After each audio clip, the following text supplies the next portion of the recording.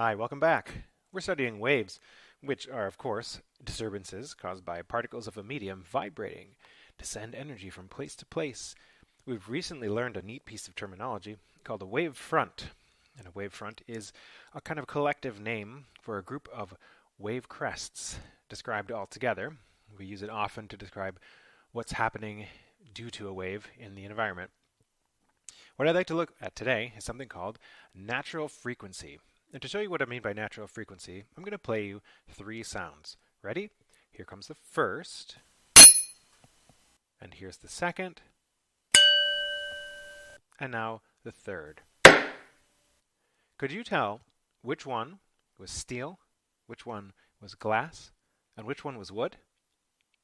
My guess is, yeah, you could. And this is why. Even though each one of those was hit by the same object, struck by a hammer, in fact, the response they have is different. And that's because each one has its own natural frequency. Now, what makes a natural frequency up is really complicated, and a lot of stuff goes into it that we don't need to worry about. But the idea is that everything has a certain frequency that it tends to oscillate at internally. And those oscillations are what causes the sound waves coming off of it. So if you tap a wine glass, it sounds very different than tapping a wrench. This has a lot to do with the concept called resonance. So resonance is kind of that, but backwards. If you've ever swung on swings, you kind of probably have an intuitive idea of what this is about. If you're sitting on a swing, and I give you one big shove, you're probably not going to have a very good time. Your swing might go forward a little, and then back, and then stop. This is because the energy that I put into the system, being you, only came in one package and was finished quickly.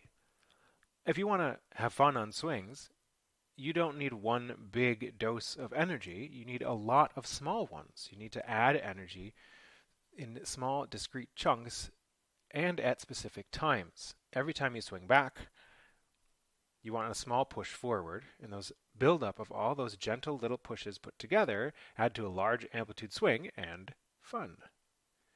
And that's how the idea of resonance works, is that things have a natural frequency. That's the kind of rate that they're going to tend to vibrate. And if you vibrate something around them, like, say, sound waves in the air, then if you do it at that specific frequency, then each time a wavefront hits the object, it's going to be at the right moment to input some energy, just like pushing you on a swing. Meaning that for small inputs of energy, you get a large response from the system. You get a large amplitude oscillation. What does that mean? Well, it means different things depending on the object. If it's a musical instrument, well, this is why musical instruments work, because you put in tiny bits of energy and the cavity or chamber or whatever resonates and emits a lot of sound that you can hear, and it sounds good. If you're swinging on swings, of course, we've already talked about how that works.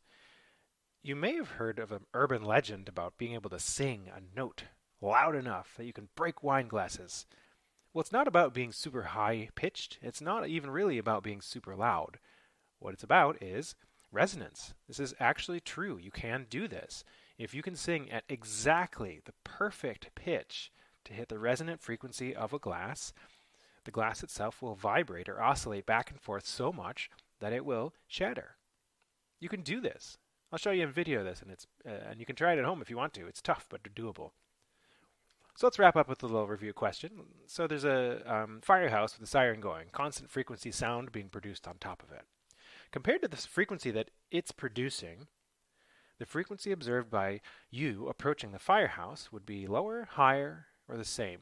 Pause for a second and think about that. So this is based on the Doppler effect, the idea that the frequency of sound changes if either you, the observer, or the source are in motion. In this case, if you're moving towards the source, you're going to be crossing those wave fronts more often than they're actually being created, because you're moving towards them. So that means the frequency you will hear that is higher than the frequency that's actually being made.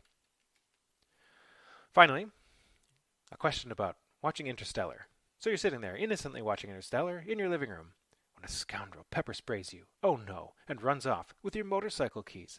"Oh, you're blind!" You stumble out the front door and scream, "Come back!" You can hear the motorcycle start up, and you hear it at a higher pitch than you normally do. What's going on?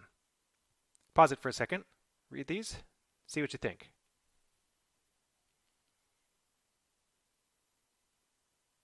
Okay, much like the last question, this is about the Doppler effect. So the destructive and constructive interference answers are not correct. That's not what this is about. We can eliminate A and C. Is that higher pitched sound because that person is riding away from you or riding towards you? Well, just like you moving towards the firehouse in the last question, if that person is riding the motorcycle towards you, then each progressive wavefront started closer to you than the one before it, which means you're going to hear them more frequently than they're being produced. So you'll hear a higher pitched sound. Watch out. They're going to hit you. Thanks for listening today. Hope you learned some physics. I'll catch you next time.